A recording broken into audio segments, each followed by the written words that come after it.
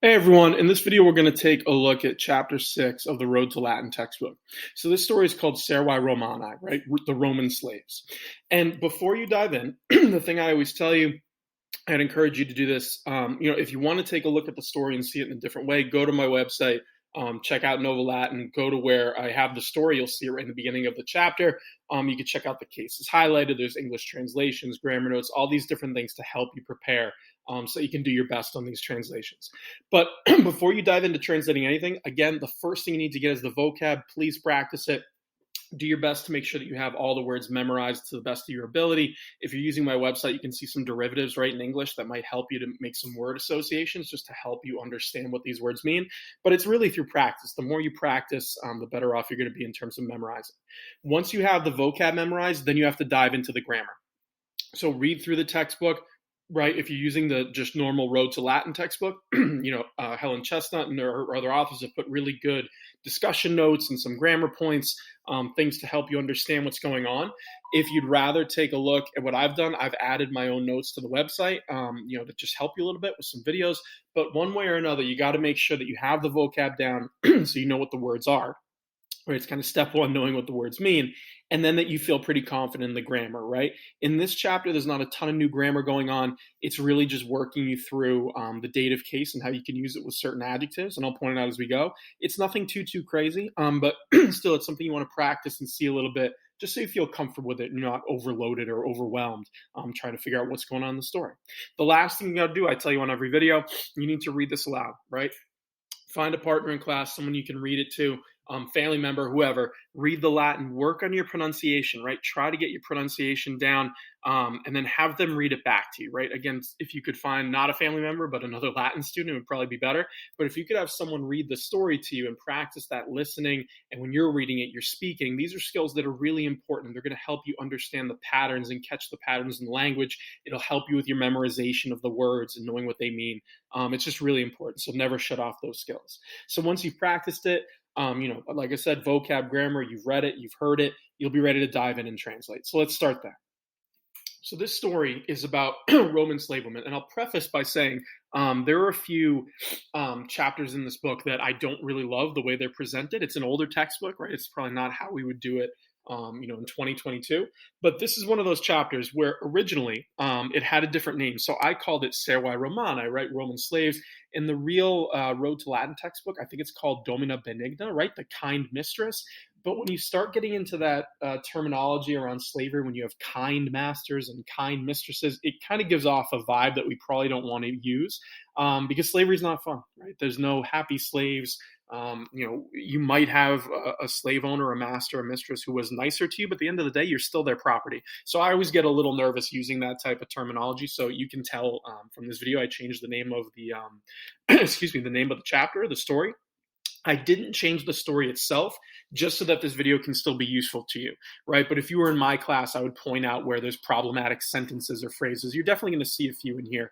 So just something to think about every time we go through for all the benefits of the Road to Latin textbook. Sometimes it doesn't do the best job in presenting or being careful in how it presents slavery, right? Like I said, it's an older textbook. We won't judge the authors for what they did, but I think we can definitely adapt it to our own purposes. So this story starts off with Rosa, right? Rosa, serva secundae, non est Romana, right? So Rosa is a name, right? Rose, you could call her if you want. And she's described as a serva, a slave.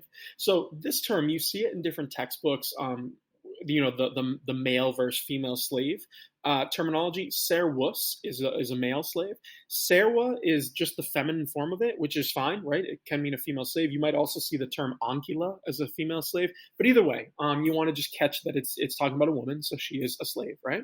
And she's the slave of Secunda, right? Secunda here is genitive. So you have Rosa, serva secunda, right? The slave of Secunda, non est Romana. She is not Roman. And this is something where I've mentioned in previous videos. I would highly encourage you to dive into Roman slavery. Maybe your teacher does it as a culture unit. I know that I do in my classroom. But it's really an important topic, and I think it's tricky to understand Roman culture without understanding slavery and how it worked, because it is a major part of Roman culture.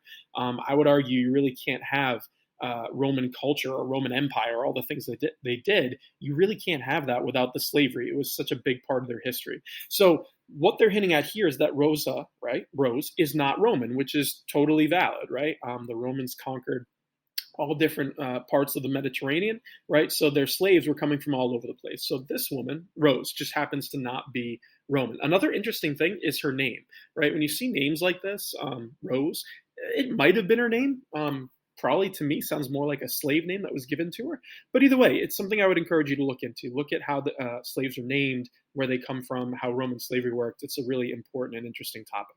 Okay, but we have a slave woman, right, Rose, who is not Roman. She's the slave of Secunda. And you have Patria Rosae est Graecia, right? So the country, the fatherland, you might say, the patria of Rose is Greece, Graecia, right? So she's Greek, right? Rosa est serva Dominae Romanae quod Graecia est provincia Romana, okay? So Rose is a slave woman, right? Rosa est serva.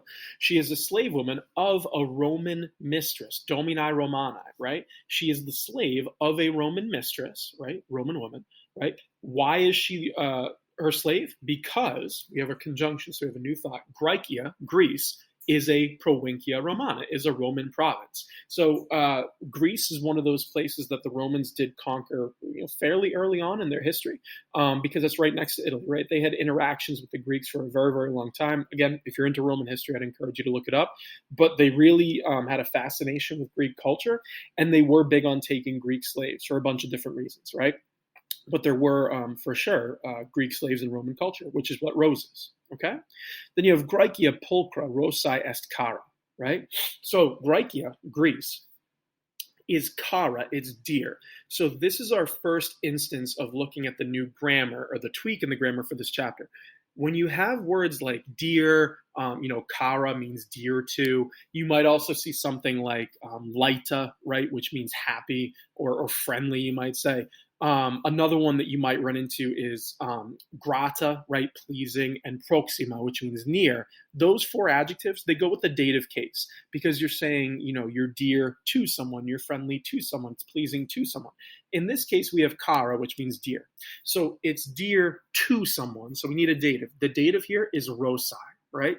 So you're saying beautiful Greece, Graecia pulchra, right? Beautiful Greece is dear to Rose, to Rosa, right? That's why you have the dative there. It's not genitive because you're not saying beautiful Greece of Rose, right? She doesn't own it. It's because you have this special adjective, cara, right? So you're going to see this used a lot in this chapter, but you have to be, basically the construction is something is dear to someone. And in Latin, when you're expressing that to or for someone or something, we use the dative case, which is why you have Rosae, okay? So Greece is dear to her. Then you have Rosa, patriam saepe desidera, okay? So Rose, right, she often desires, desidera. So she's often desiring, you might say, or desires. What does she desire? We need an accusative. Patriam, her fatherland, her country, right? Which makes sense. If you are a Greek woman in this case, Rosa was probably taken at a pretty early age, away from her family, her fatherland, right, her country. Of course, it would make sense that she desires to go back, right, to see Greece. So that's what they're getting at here, right?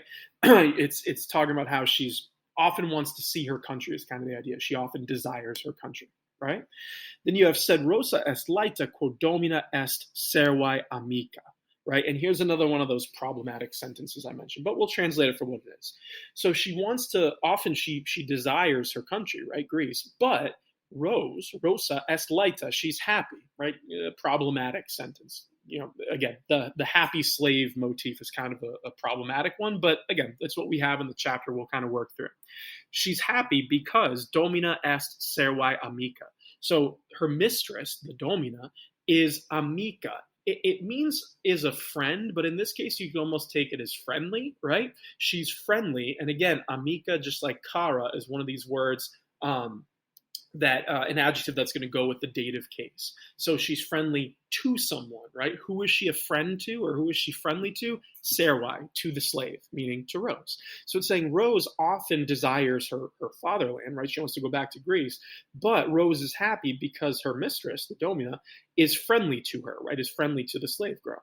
So the idea they're trying to get at here is that, Secunda is nice, I guess, friendly, which makes Rose happy. Again, to me, this is a problematic sentence when you have happy slaves running around, because at the end of the day, you are someone's property. But it is what it is, and it's showing you a use of this dative case with these types of adjectives, right? You have servae amica, right? She's friendly to the slave girl. Then you have secunda, domina parva, servae est cara. So secunda, the domina parva, right? The little, you might say the small or little mistress, right? Small mistress. Cara, or est cara rather, is dear to the slave, right? The slave girl rather. So it's saying that Rose is happy, right, because she has this nice, this nice mistress basically, and in return, Secunda, the mistress, the domina, she is dear to the slave woman, right, because she's friendly to her, she's dear to her, meaning that Rose cares about her mistress, Secunda. That's the idea. And again, cara is one of these adjectives that goes with a dative, which is why we have servae, right, to the slave girl. Then we go to the next paragraph. And it's a separate thought, different character. You have Anna as serva Cornelii. So Anna, right, is a slave as serva, but not of Secunda. She's the slave of Cornelia, right? Cornelii here is genitive. So Anna is the slave woman, slave girl, of Cornelia. Creta est patria Annae. So Crete, not Greece, but Crete, the island, big island, just south of Greece, right? Crete is the fatherland or the country of Anna, of Anna. Okay, Creta est insula magna. So Crete is a large island, which is true. It's a very big island, right? So it's a big island, an insula magna. Insula non est Italiae proxima.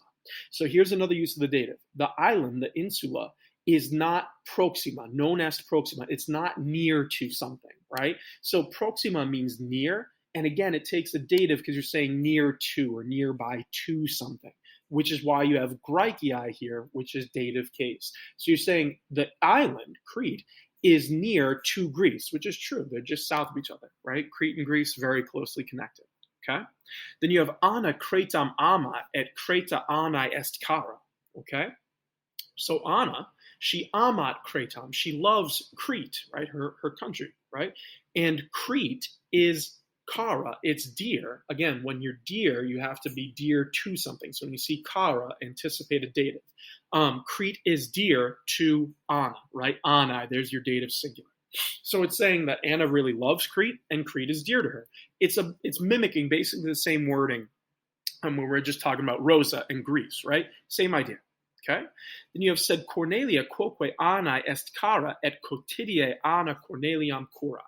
So, but Cornelia, right, also is dear. So quoque means also, est cara, she is dear. So you're saying Cornelia also is dear. Where's our dative? Annae, to Anna, right? So it's not just Crete. They're doing the same kind of idea here that Anna also likes her mistress, right? So Cornelia is also dear to Anna. And quotidie, right, daily or every day, you might say, every day, I guess. Anna, Corneliam curat, Anna takes care of, curat, who does she care for or look after? Cornelia, right? Cornelia, there's your direct object, your accusative case. So it's saying that every day, Anna takes care of Cornelia. Now we get to the last section, right? Last paragraph. You have Cornelia et Secunda servi sunt amicae. Okay, so Cornelia and Secunda, there's our subject, the two women, the two mistresses, right? The domini. So Cornelia and Secunda are amicae. They're, again, friends, but probably friendly works better here, right?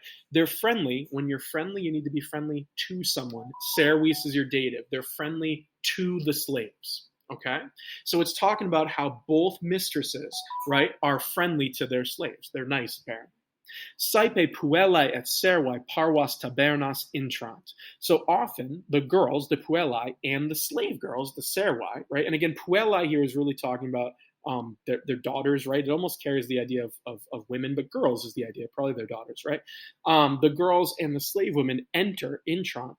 They enter into the parvas tabernas, the small shops, right? So often they go into or they enter small shops, right? The tabernas. Tabernas paine quotidie intrant, right? So it's saying they enter, right? Still talking about the girls and the slaves. They enter the shops, the tabernas, paine quotidie, almost daily, right? Paine means almost, quotidie means daily. So they enter, or they go into the shops almost daily. They'll go to these shops. Tabernae et puellis et servis sunt gratae.